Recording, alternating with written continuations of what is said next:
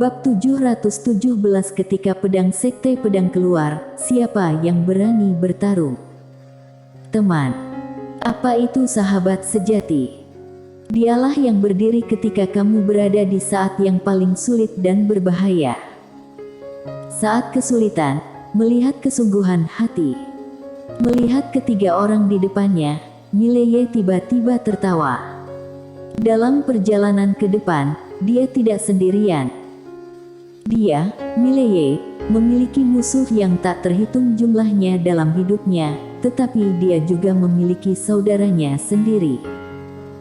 Mileye memandang ketiga orang di depannya dan berkata sambil tersenyum, "Aku pergi saja."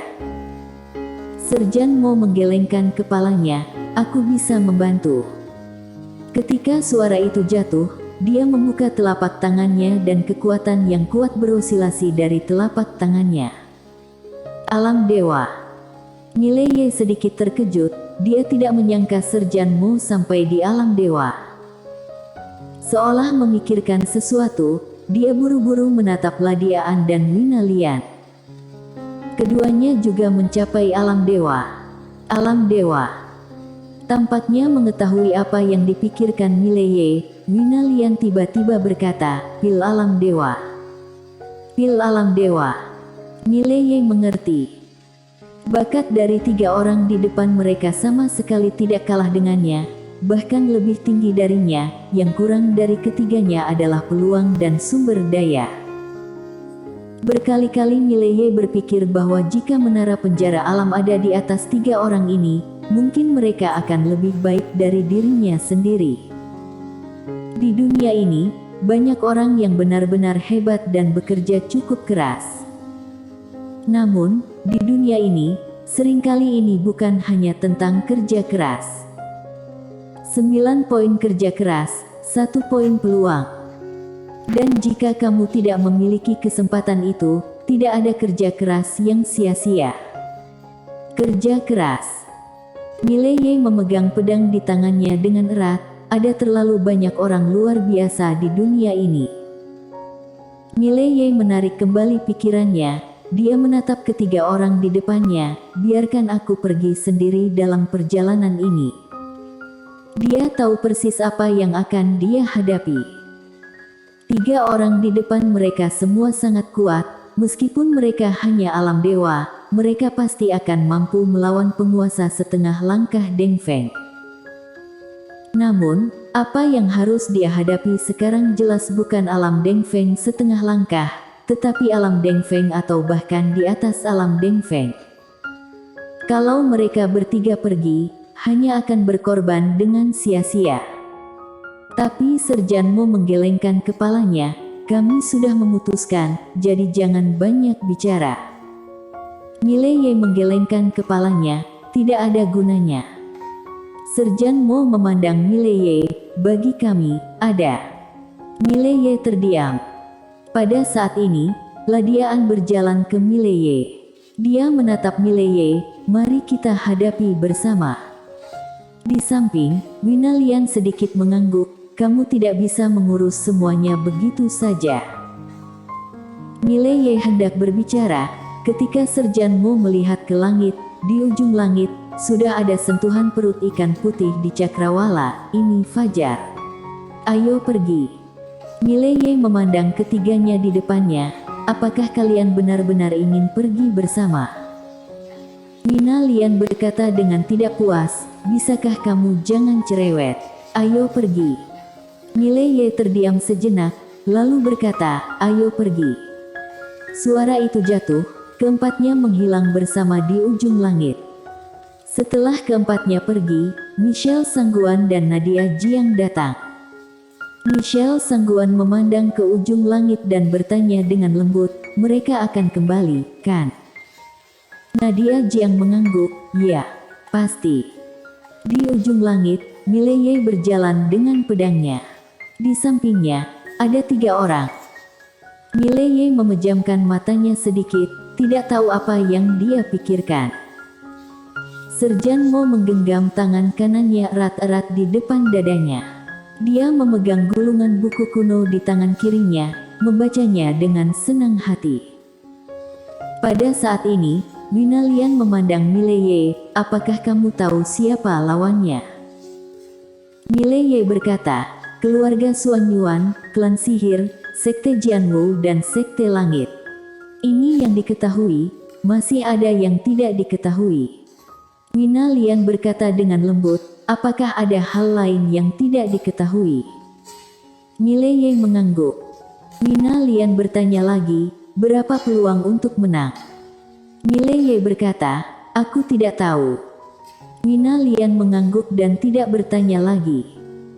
Pada saat ini, Mileye melihat ke ujung langit dan berkata dengan lembut, kita tidak bisa menangani begitu banyak. Bertarung saja dengan mereka. Serjan Mo tersenyum sedikit, ya, kita tidak punya jalan keluar, pertempuran sudah berakhir. Mileye tertawa, lawan mereka. Setelah itu, mereka berempat berakselerasi.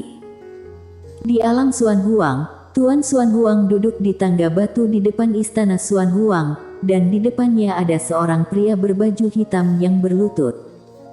Tuan Xuan Huang bertanya dengan lembut, hanya mereka berempat. Pria berbaju hitam itu mengangguk, hanya ada 4. Setelah terdiam beberapa saat, Tuan Xuan Huang bertanya dengan lembut, apakah kamu yakin? Pria berbaju hitam itu berkata, yakin. Tuan Xuan Huang tersenyum sedikit, ini menarik. Saat dia mengatakan itu, dia sepertinya memikirkan sesuatu, dan bertanya, apakah ada gerakan di sekte Dao? Pria berbaju hitam menggelengkan kepalanya, aku tidak tahu. Orang-orang kita tidak bisa masuk ke sekte Dao. Tuan Xuan Huang bangkit, ayo pergi. Mari kita lihat bagaimana ini akan berakhir kali ini. Setelah berbicara, dia berjalan menuju kejauhan. Dan di belakangnya, 5 pria berbaju hitam tiba-tiba muncul. 5 orang, semuanya dari alam Deng Feng. Dalam perjalanan, seseorang bertanya, apakah Yang Mulia akan mengambil tindakan? Tuan Xuan Huang tersenyum sedikit, itu tergantung pada situasinya. Suara itu berkata dengan sungguh-sungguh, kali ini tidak mudah, jika salah satu tidak hati-hati, kita semua akan jatuh dalam kehancuran. Tuan Xuan Huang berbisik, aku harap mereka bertarung sedikit lebih brutal. Sekte Dao. Abu berdiri di tembok kota dan melihat ke langit. Di sampingnya adalah Yang Penatuamu. Penatuamu berkata dengan suara yang dalam, apakah keluarga-keluarga itu benar-benar akan melawan Mileye ini sampai mati? Abu tersenyum dan berkata, kalau tidak, harta itu, apalagi mereka, bahkan kita juga tertarik. Penatuamu memandang Abu, tetua. Abu terkekeh, jangan khawatir, kami tidak akan menembaknya. Sebenarnya, anak itu satu tim dengan kita, dan kita butuh waktu sekarang. Dia kebetulan bisa memberi kami waktu. Penatuamu berkata dengan sungguh-sungguh, dia memiliki peluang bagus untuk menang. Abu menggelengkan kepalanya, tergantung kekuatan wanita bergaun polos. Kalau orang ini kuat, dia masih punya kesempatan. Wanita bergaun polos. Ekspresi Penatuamu agak rumit, wanita ini benar-benar misterius. Abu mengangguk, memang, tetapi jika dia muncul kali ini, kita akan tahu kekuatannya yang sebenarnya. Dengan mengatakan itu, dia melihat ke langit, ayo pergi. Pergi dan lihat, mari kita lihat seperti apa akhir itu. Setelah mengatakan itu, dia langsung menghilang. Penatuamu juga menghilang. Gerbang Sekte Jianwu, Aula Bela Diri. Aula Bela Diri adalah tempat paling suci di Sekte Jianwu karena di sanalah guru leluhur Sekte Jianwu tinggal. Aulanya sangat besar, hanya ada satu patung di seluruh aula. Dia adalah wanita berjubah putih dengan labu anggur yang tergantung di pinggangnya, sangat heroik. Orang ini adalah guru leluhur Sekte Jianwu. Orang tak terkalahkan yang bertarung di seluruh dunia di dunia akbar Xuan Huang. Tinju dan pedang tak tertandingi. Namun, kebanyakan orang hanya melihatnya meninju, hanya sedikit orang yang pernah melihatnya melempar pedang. Oleh karena itu, pencapaian pedangnya selalu menjadi misteri. Namun, tinjunya sudah cukup untuk mendominasi era itu. Pada saat ini, pintu aula utama tiba-tiba terbuka, lalu seorang lelaki tua masuk. Orang tua itu mengenakan jubah hitam dengan rambut putih dan tampak agak tua, tetapi dia penuh dengan rambut putih. Matanya tajam, tajam seperti pisau. Orang ini adalah Bido Chen, master sekte terakhir dari sekte Jianwu. Jika nama ini ditempatkan ribuan tahun yang lalu, itu tidak akan diketahui semua orang. Bido Chen berjalan ke patung itu, dan dia membungkuk hormat, guru leluhur. Pertempuran ini adalah tentang naik turunnya sekte Jianwu. Aku juga meminta guru leluhur untuk melindungi sekte Jianwu. Setelah dia selesai berbicara, dia membuka telapak tangannya. Di belakang patung itu, sebuah kotak hitam pekat terbang ke tangannya. Bido Chen menyimpan kotak itu, lalu membungkuk lagi, berbalik dan pergi. Di belakangnya, patung itu menatap lurus ke depan dengan ekspresi acuh tak acuh. Keluarga Xuan Yuan. Pada hari ini, seorang lelaki tua dengan punggung bungkuk berjalan ke aula Xuan Yuan. Lelaki tua itu memiliki punggung bungkuk yang membuatnya terlihat pendek. Di pinggangnya ada pedang panjang berselubung hitam. Orang ini adalah kepala keluarga Xuan Yuan dari generasi sebelumnya. Namun, dia telah hidup terlalu lama. Untuk waktu yang lama, bahkan banyak orang di keluarga Xuan Yuan tidak tahu generasi mana dia. Mereka hanya tahu bahwa ada orang nomor satu dalam keluarga. Pria tua bungkuk itu berjalan ke sebuah patung. Patung di depannya adalah leluhur keluarga Xuan Yuan. Saat itu, keluarga Xuan Yuan bangkit dengan kuat karena orang ini. Satu orang dan satu pedang, kebangkitan kuat dunia akbar Xuan Huang. Orang tua bungkuk itu memberi hormat yang dalam kepada patung itu, lalu dia merentangkan telapak tangannya. Lalu pedang itu tiba-tiba berubah menjadi cahaya pedang emas dan terbang ke telapak tangannya dari pinggang patung. Orang tua bungkuk itu menyingkirkan pedangnya dan berbalik. Di suatu tempat di awan, seorang lelaki tua berbaju putih berdiri dengan tenang. Di sampingnya, ada seorang lelaki tua berbaju hitam. Jika Mileye ada di sini, mereka akan bisa mengenali keduanya. Keduanya adalah orang yang sama yang membawa Lin Siye pergi. Aula Sendian. Pria tua berbaju putih itu tanpa ekspresi, hanya mereka berempat.